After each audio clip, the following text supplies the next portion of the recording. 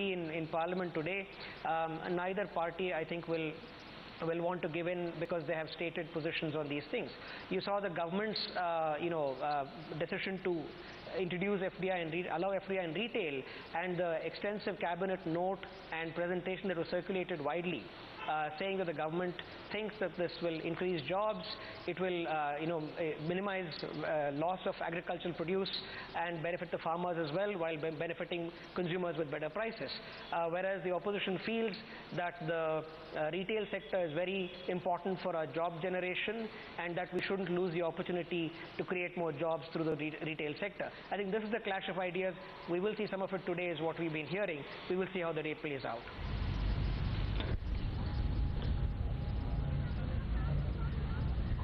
Well, Mr. Madhukar, of course, there are several pending bills. There was a discussion on price rise as well as black money, which was pending, but it seems to have been overtaken by events since last Thursday, when the cabinet decided to allow 51% FDI in multi-planned retail trading, and that's where the Parliament is going to meet this morning. We have with us Neerja Chaudhary.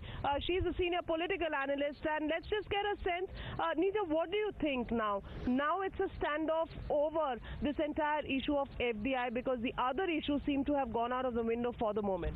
I think you're right, Navika, that black money, which had agitated the BJP so much, and Mr. L.K. Advani had undertaken a yatra to flog this issue essentially, and price rise again, which has agitated the country as well as the opposition so much, are going to take a back seat to this FDI in retail sector, which has taken over, and which has really united the opposition, as probably the other two issues did not. Well, some of the friendly parties of the UPA government, like the BSP, the SP, seem to have also taken an anti-position as far as FDI in retail is concerned, and allies, TMC, Mamata Banerjee made a very important statement. She completely disowned this entire decision that was taken by the cabinet. How is the government going to handle this new crisis now?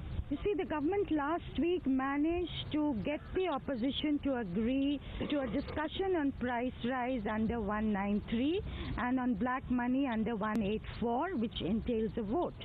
And therefore it avoided showing up the chinks in its armor on the issue of price rise, because its allies would have also been put on the spot. But they're back to square one again, because adjournment motions are now moved against the FDI issue in retail.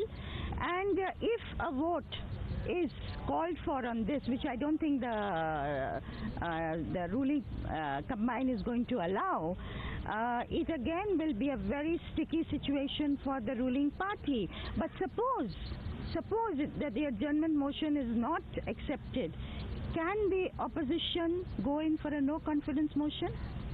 On this issue, that's a big question, and that seems to be the government's own calculation at this stage. They somehow seem to be putting the challenge back in the opposition's court, that if you're not ready to discuss any of these issues, then go in for a no confidence. But do you think it's going to be a smooth sailing between the situation today and the no confidence motion? Till then, will we see Parliament being disrupted because the government is not agreeing to an adjournment motion? I think the Parliament is already, at least coming week I don't see anything, the bills getting passed or Parliament functioning smoothly. Highly unlikely, given the way the tempers are. And with 5 elections coming, every party is now positioning itself with an eye to the polls in those states, particularly in Uttar Pradesh. And Mayawati certainly appealed to the trading community. The BJP has its core vote base amongst the traders traditionally, so they also will not give up this issue. And somewhere every party, from day one of the winter session of Parliament, every party has eyed this session